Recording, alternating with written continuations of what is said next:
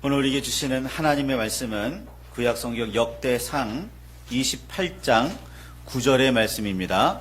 역대상 28장 9절입니다. 찾으셨으면 우리 함께 말씀을 봉독하시겠습니다. 내 아들 솔로몬아, 너는 내 아버지의 하나님을 알고 온전한 마음과 기쁜 뜻으로 섬길지어다. 여호와께서는 모든 마음을 감찰하사 모든 의도를 아시나니 내가 만일 그를 찾으면 만날 것이요 만일 내가 그를 버리면 그가 너를 영원히 버리시리라. 아멘. 아멘. 자리에 앉으시길 바랍니다. 주님의 은혜와 그 크신 사랑이 저와 여러분과 함께 하시기를 간절히 소망합니다. 수요 예배나 금요 기도회 때마다 그때 성경 구절을 늘 외우게 합니다. 한 5분 정도 시간을 주고 외우게 하는데 주일 시간에도 한번 해볼까요? 좀 어려우실까요? 주님의 사랑과 그 크신 은혜가 저와 여러분과 함께 하시기를 간절히 소망합니다. 남한국 유다의 중후반기에 활동했던 선지자 여럿 있지만 그 중에 호세아는 이렇게 이야기합니다. 우리를 찢으셨으나 도로 낫게 하실 것이고 우리를 치셨으나 싸매어 주실 것이라면서 여호와께로 돌아가자 외칩니다. 그리고는 호세아 6장 3절에 있는 것처럼 이렇게 이야기합니다. 그러므로 우리가 여호와를 알자, 힘써 여호와를 알자 라고 이야기합니다. 생각해 보십시오. 돌아가긴 돌아가야 하는데 돌아가야 할 목표를 잘 몰라요. 어디로 돌아가야 하는지 잘 몰라요. 그렇다면 돌아갈 수 있을까요? 여러분, 고향으로 돌아가려고 하는데 고향이 어딘지를 모른다면 그냥 어딘가 돌아가기는 돌아가야 할 것 같은데 방황할 뿐이지 돌아갈 수가 없는 거잖아요. 마찬가지로 우리가 여호와께로 돌아가긴 해야 하는데 여호와가 어떤 분이신지, 여호와가 누구신지 잘 모른다면 우리는 돌아가기 위해서 애만 쓸 뿐, 방황하기만 할 뿐 돌아갈 수가 없는 거죠. 그래서 호세아 선지자는 외칩니다. 여호와를 알자, 힘써 여호와를 알자 라고 말이죠. 하나님께서 우리를 왜 찢으시고 왜 치셨는지를 우리는 알아야 합니다. 찢긴 우리를 낫게 하시고 싸매 주실 분이 여호와심을 알아야 합니다. 그런데 우리는 왜 여호와께로 돌아가야 하는지 의문을 품지 않는 시대를 살고 있습니다. 왜 돌아가야 해? 우리끼리 잘하고 있는데? 라는 거죠. 그런 시대를 살고 있는 믿음의 사람이라는 우리들도 세상살이에 바쁘고 힘들다는 이유로 마땅히 해야 할 일, 그 고민을 뒤로 미루어 두거나 아예 하지 않고 있습니다. 하나님께로 돌아가기는 해야 하는데 그 하나님이 누구신지 깊이 묵상하지를 않아요. 그러다 보니까 이단들이 접근하기가 굉장히 쉽습니다. 이단들이 이렇게 저렇게 포장해 놓은, 이렇게 저렇게 바꿔 놓은 그 하나님을 소개받고서는, 나는 진리를 경험했어. 진짜 하나님을 만났어. 라고 이야기한다니까요. 전도하다가 어느 집의 문을 이렇게 초인종을 누르고 들어가서 이야기를 나누다 보면 그렇게 이야기해요. 나는 전도 받을 필요가 없다고. 나는 진리를 알았다고. 근데 알고 보면 이단에 빠져 있는 거예요. 이게 얼마나 안타까운 상황입니까? 더 이야기를 나눠보잖아요? 그럼 그분이 옛날에 정상적인 교회 다녔던 분이라는 걸 사실까지도 알게 돼요. 그런데 왜 이단에 빠졌을까요? 정확하게 모르니까 신앙생활을 하기는 하는데, 교회를 다니기는 다니는데 하나님에 대해서, 말씀에 대해서, 예수님에 대해서, 십자가에 대해서 정확하게 모르고 있다니까요. 알고 있는 것 같은데 실제로는 몰라요. 이게 문제인 겁니다. 여호와 하나님이 누구시고 예수 그리스도께서 어떤 일을 하셨으며 성령께서 어떻게 우리와 함께 하시는지를 구체적으로 알려고 하지를 않아요. 그냥 뜬구름 잡듯이 대충 뭉뚱그려서만 알고 있는 겁니다. 모세가 이야기하죠. 신명기 7장 8절에서 10절에 그런즉 너는 알라 오직 내 하나님 여호와는 하나님이시요 신실하신 하나님이시라. 그를 사랑하고 그의 계명을 지키는 자에게는 천대까지 그의 언약을 이행하시며 인애를 베푸시되 그를 미워하는 자에게는 당장에 보응하여 멸하시나니 여호와는 자기를 미워하는 자에게 지체하지 아니하시고 당장에 그의 보응하시느니라. 그런즉 너는 오늘 내가 내게 명하는 명령과 규례와 법도를 지켜 행할지니라 라고 말이죠. 잠언에는 1장 7절에 이렇게 말씀합니다. 여호와를 경외하는 것이 지식의 근본이거늘 미련한 자는 지혜와 훈계를 멸시하느니라 라고 말이죠. 아무리 강조해도 달라지지를 않는다는 겁니다. 성경 쭉 읽어보시면, 통독을 하시거나 쭉 읽어보시면 아시겠지만 이스라엘 백성들을 향해서 하나님께서 얼마나 많은 선지자를 보내셨어요. 얼마나 많이 깨우치셨습니까? 그런데도 돌이키지를 않아요. 그런데도 그 말씀에 귀를 기울이지 않는다니까요. 알고 있는 듯 한데, 알고 있는 것 같은데 정확하게 몰라요. 그래서 여로보암이 북이스라엘의 초대왕 여로보암이 금으로 송아지를 만들어 놓고 야 이게 진짜 우리 하나님이야, 이게 진짜 여호와라니까 라고 말해도 반발하는 사람이 별로 없었어요. 그냥 그 송아지 우상이 여호와구나, 우리를 이집트 땅에서 이끌어냈구나, 이분이 나 그렇게만 생각하고 있었다니까요. 여호와를 이렇게 왜곡하고 다르게 이야기를 해도 반발하는 사람이, 아니라고 외치는 사람이 몇 없었어요. 그냥 따라가요. 그런가 보다 하고 말이죠. 그런 신앙이 어쩌면 우리들의 신앙입니다. 이게 문제예요. 예배를 비롯해서 교회의 각종 모임에서 사도신경을 함께 외우며 시작하는 데에는 그만한 이유가 있습니다. 우리가 섬기며 예배하는 주님이 누구시고 무슨 일을 하셨으며 어떻게 우리와 함께 하시는지를 우리가 잘 알고 있음을 확인하려고 하는 게 신앙 고백인 거예요. 우리가 믿는 하나님은 이런 분이셔, 우리가 따르는 예수님은 이런 분이셔, 나와 함께 하시는 성령님은 이런 분이시라니까 라는 걸 공동체가 함께 확인하기 위해서 하는 거예요. 이걸 소홀히 여기시면 안 됩니다. 확실한 믿음으로 살아계신 주님께 예배함을 분명하게 하시길 바라요. 함께 모인 성도가 다 같은 믿음으로 하나가 되었음을 고백하시길 바랍니다. 우리가 옆에 앉아있는 분들과 다른 신앙을 고백하는 게 아니라는 걸 확인하시기 바라요. 하나님을 아는 일은 우리가 생각하는 것보다 굉장히 중요합니다. 우리의 예배와 기도의 근거가 되기 때문입니다. 잘 모르는 하나님께 예배하면 뭉뚱그려 뜬구름 잡는 듯이 기도할 수밖에 없어요. 살아계시는 하나님, 내 기도를 들으시는 하나님, 하나님의 뜻에 따라 이 세상에서 하나님의 뜻을 이루시는 하나님, 하나님의 뜻을, 하나님의 나라를 구하고 하나님의 뜻을 구하는, 이루려고 애쓰는 사람들에게 하나님께서 필요를 더하시는 하나님, 이심을 우리가 분명히 안다면, 그렇죠, 간구할 수밖에 없어요. 매달릴 수밖에 없다고요. 그래서 다윗은 솔로몬을 불러놓고 이렇게 이야기합니다. 역대상 28장 29절에 내 하나님을, 나의 아버지 하나님을 알아라 라고 말이죠. 내가 평생을 살면서 경험한 하나님, 내 평생에 나를 지켜주시고 이끌어주신 하나님, 내 평생에 나를 보호하시고 나를 지켜주신 하나님, 내 평생에 나에게 복을 주신 하나님, 그 하나님, 그 여호와 하나님 너도 알아라 라고 말이죠. 그리고 이야기합니다. 다윗은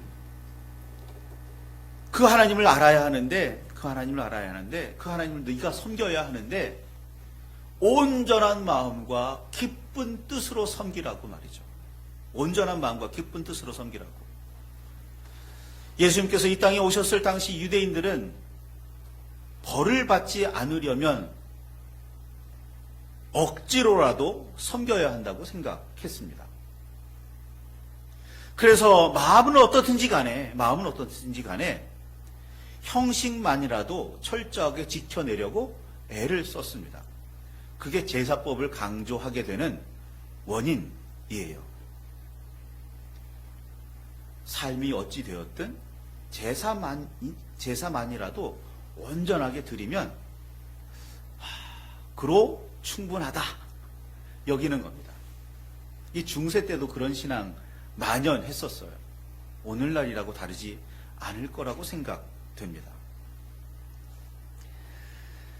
예수님께서는 이런 형태의 신앙에 대해서 이야기하십니다.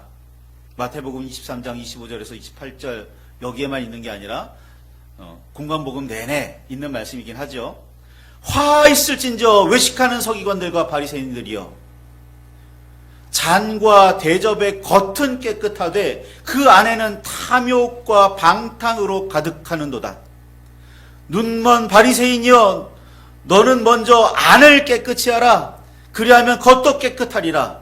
화 있을진저 외식하는 서기관들과 바리새인들이여 회칠한 무덤 같으니 겉으로는 아름답게 보이나 그 안에는 죽은 사람의 뼈와 모든 더러운 것이 가득하도다.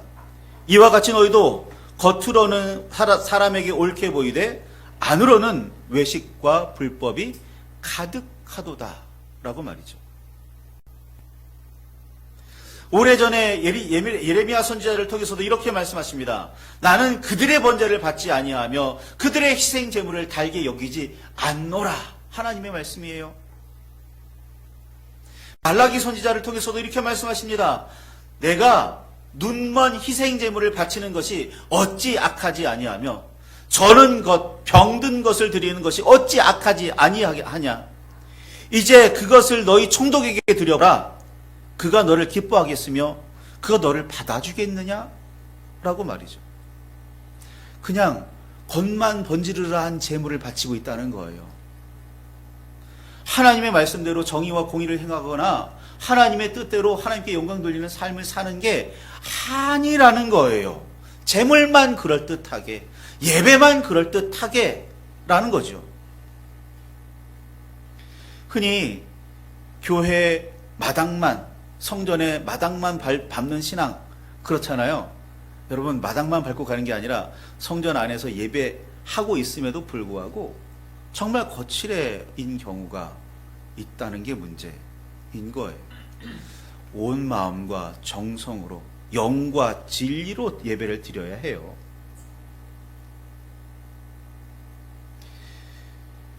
온전한 마음과 기쁜 뜻이 없이도 예배할 수 있다는 게 문제인 거죠. 사실 그럴 때가 생각보다 자주 있다는 것도 아픈 부분입니다. 그래도 예배한다는 사실 그건 귀하게 여겨지기는 합니다. 귀하지요. 주님을 의지하지 않는다면 앞에 나올 생각이라도 했겠습니까? 예배 자리에 앉아 있을 마음이라도 들었겠어요. 그러니까 그건 귀한 거예요. 귀하기는 해요. 그런데 기왕이면 더 나아가서 온전한 마음으로 기쁨으로 예배하시길 바랍니다. 그렇게 섬기시길 바라요. 의무감 혹은 어쩔 수 없어서가 아니라 기쁨과 감사로 해야 하죠. 주님의 살아계심과 역사하심을 알고 긍휼히 여기심과 사랑하심에 의지해서 온전한 마음과 기쁜 뜻으로 나아가야 합니다. 다윗은 솔로몬에게 지금 그 이야기를 하고 있는 거고 오늘 우리에게 그 가르침을 베풀고 있는 겁니다. 하나님께서는 우리를 속속들이 살피고 계십니다. 하나님 앞에 무엇 하나 숨길 수 있을 거라고 생각하지 마세요. 아니 그런 마음조차 품지 마십시오. 아무리 잘 숨겼다고 해도 주님 앞에서는 마음속의 어둠을 그 티끌 하나를 감출 수가 없습니다. 주님께서는 다 알고 계십니다. 다 알고 계세요. 그러니까 기도할 때 하나님 앞에 솔직하게 다 쏟아 놓으실 수 있어야 합니다. 무엇 하나 마음속에 담아두지, 남겨두지 마시기 바랍니다. 다른 사람에게는 털어놓지 못하더라도 하나님께는 다 쏟아 놓으실 수 있으셔야 해요. 그런데 때로는 우리 안에 어둠이 있는지조차 잘 알지 못할 때가 있습니다. 나는 그렇게 생각하지 않았는데 설마 라는 거죠. 가끔 아이의 수학, 요즘에 수학이라고 하더라고요. 초등학교도 수학 공부를 좀 봐줍니다. 그러면서 이 답안 체크하고 나름대로 풀어주면서 나는 틀리지 않았겠지? 라고 이렇게 답을 알려줬는데 어제 확인해 보니까 저도 틀리더라고요. 나도 틀릴 수 있다는 사실, 내 안에도 어둠이 있을 수 있다는 사실을 인정해야 해요. 그리고 살펴보면서 그 어둠을 몰아내야 되는 거죠. 우리를 감찰하시는 하나님, 모든 것을 살펴보시는 하나님께서 내가 발견하지 못한 것조차도 알고 계신다니까요. 그래서 우리는 영으로 기도를 해야 되는 거예요. 내 지식으로, 내 마음으로 해봐야 나도 모르는 게 있을 수 있으니까요. 말씀에 비춰봐야 돼요. 나는 인정하지는 않는데 성경의 말씀에 비춰보니까 그건 악이라고, 그건 잘못된 거라고 말씀하기도 하거든요. 버티지 마십시오. 우기지 마십시오. 요한복음 1장 5절에 빛이 어둠에 비치되 어둠이 깨닫지 못하더라. 이어서 말씀하십니다. 요한복음 3장 19절 21절에 빛이 세상에 왔으되 사람들이 자기 행위가 악함으로 빛보다 어둠을 더 사랑한 것이니라. 악을 행하는 자마다 빛을 미워하여 빛으로 오지 아니하나니 이는 그 행위가 드러날까 하며, 진리를 따르는 자는 빛으로 오나니 이는 그 행위가 하나님 앞에서 행한 것임을 나타내려 함이라 라고 말씀하고 있습니다. 빛이 비출 때 빛을 두려워하거나 꺼리는 사람들은 그 안에 있는 어둠이 드러날까 봐 두려워서, 걱정돼서라는 거예요. 그런데 스스로 빛 가운데 있었던 사람은 하나님의 빛이 임할 때 부끄러워하지, 그렇죠? 감추려고 할 이유가 전혀 없다는 거죠. 빛 가운데로 자연스럽게, 어떻게 보면 당당하게 나갈 수 있는 거예요. 주님의 빛을 기뻐하시길 바랍니다. 주님의 빛을 받아들이시길 바라요. 그래야 빛 가운데 어둠이 있다는 것을 발견하면 하고 부끄러워할 게 아니라, 어둠이 있구나, 얼른 청소해야지, 씻어내야지, 닦아내야지 라는 마음을 품을 수 있기를 바라요. 그래야 거룩해집니다. 그래야 날마다 거룩해질 수 있어요. 혹시 작은 거짓을 더 큰 거짓으로 가리려고 하거나 작은 어둠을 더 큰 어둠으로 감추려고 그런 생각조차 하지 마시기 바랍니다. 그러면 더 심각해질 뿐이에요. 더 심각해질 뿐입니다. 주님 앞에서는 우리의 모든 것을 있는 그대로 다 내어놓으시길 바랍니다. 우리의 어둠까지 감추지 않고 모두 내놓는 용기가 바로 그 빛으로 나아가려는 우리의 의지의 표현인 거예요. 하나님, 빛이 비추어서 발견되는 그 어둠을 부끄러워할 게 아니라, 그렇죠? 하나님, 이 어둠을 빛으로 바꿔주십시오. 이 어둠을 다 씻어주십시오라고 하나님께 맡겨야죠. 오히려 그래야 밝아지는 겁니다. 그래야 거룩해지는 거예요. 이게 회개입니다. 이게 회개예요. 물론 부끄러운 거고 감추고 싶은 거지만 주님 앞에는 내놓으셔야 돼요. 그래야 해결이 됩니다. 우리의 모든 마음을 감찰하시는 여호와께서 우리를 빛으로 인도하시려고 우리에게 빛을 비추시는 거니까 활짝 열고 영접하셔야죠. 다윗은 솔로몬에게 이야기합니다. 네가 만일 그를 찾으면 만날 것이라고 말입니다. 네가 어둠에서 빠져나와서 주님의 빛을 바라보고 주님을 찾으려고 하면 만날 거라고요. 이사야 선지자는 이사야 55장 6절에 이렇게 말합니다. 너희는 여호와를 만날 만할 때에 찾으라. 가까이 계실 때에 그를 부르라. 그런데 여러분, 하나님을 만날 만한 때가 따로 있습니까? 그를 불러야 할 때가 따로 있어요? 따로 있는 게 아닙니다. 따로 있는 게 아니에요. 언제나이죠. 항상인 겁니다. 여호와께서는 이스라엘 백성과 함께 하시려고 시내 산에서 내려오십니다. 그발 강가로 찾아가세요. 우리의 삶의 자리로 나오신다고요. 하늘의 높은 보좌를 버리고 그 보좌 아니고 이 땅으로 내려오셔서 우리와 함께 하시는 분이 우리가 섬기는, 우리가 믿고 따르는 하나님이세요. 하나님이 거룩함 가운데만 계시려면, 빛 가운데만 계시려면 우리 이 땅으로 내려오실 이유가 굳이 없잖아요. 그런데 하나님은 내려오세요. 내려오세요. 가까이 오신다고요. 그리고서는 계시록에 기록되어 있는 것처럼 문 밖에 서서 두드리고 계세요. 문 밖에 서서. 그냥 두드리시는 게 아니라 저는 애타게 두드리실 것 같아요. 제발 문 좀 열어라. 라고 말이죠.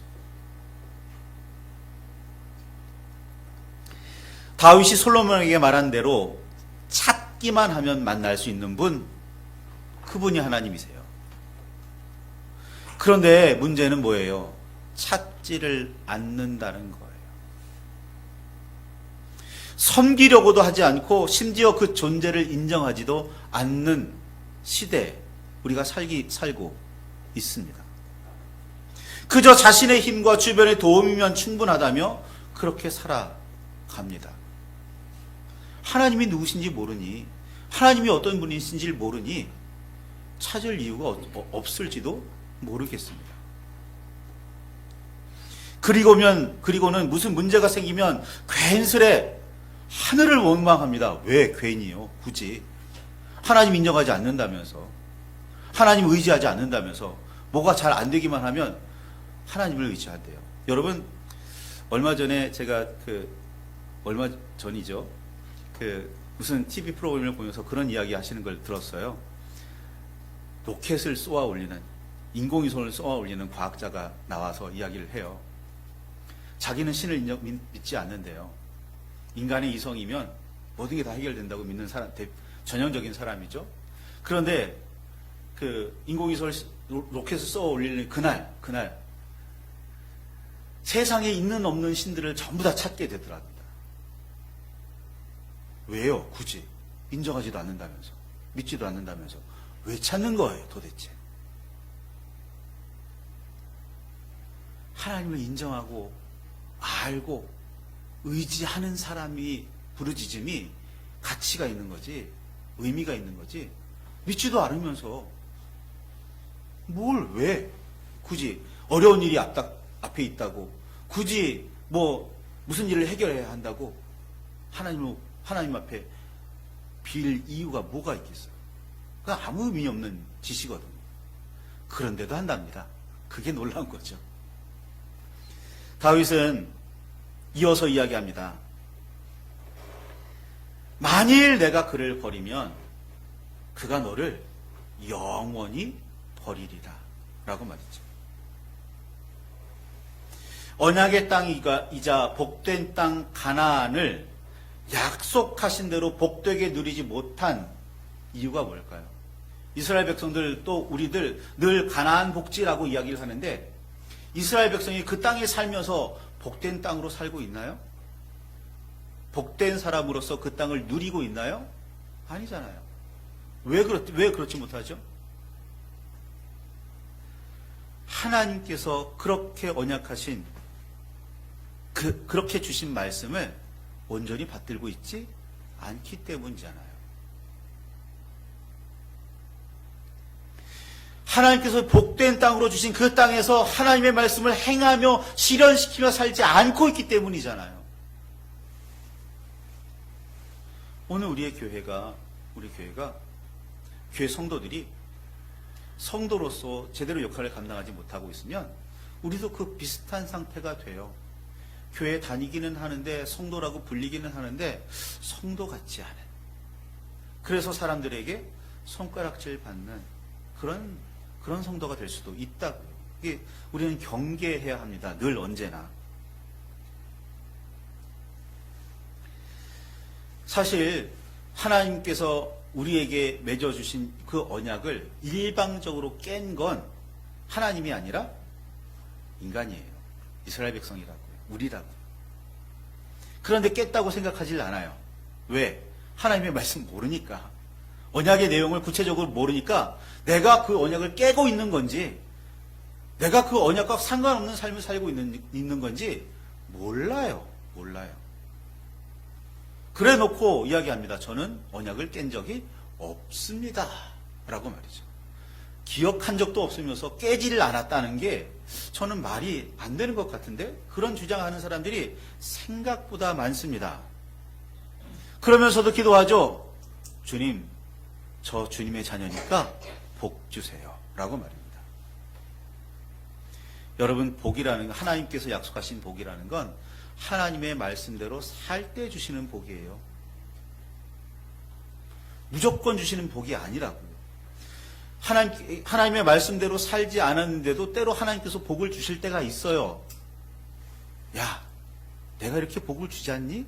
그러니까 너 다시 여호와를 회복하고 하나님의 말씀대로 살아라고 가르침을 주시려고 복을 주시는 거지.